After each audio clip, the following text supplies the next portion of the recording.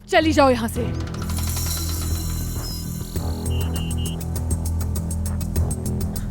खुदा जाने मेरा बेटा कहाँ होगा। ये इतने सालों बाद कहाँ से आ गई? सादिया को इसके बारे में पता नहीं चलना चाहिए। और अगर करीम को पता चल गया तो ये दोबारा जरूर आएगी। इसने मुझे ढूंढा कैसे?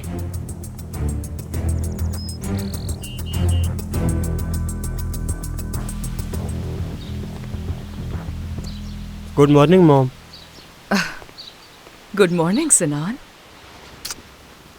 2 दिन से तुम्हारा चेहरा नहीं देखा। कहाँ थे तुम बेटा? एग्ज़ाम से पहले ज़रा मैं दोस्तों के साथ तफरी करना चाहता था। ये तो अच्छी बात है, लेकिन फिर भी पढ़ाई छोड़ भी तो नहीं सकते ना। बिल्कुल नहीं मॉम।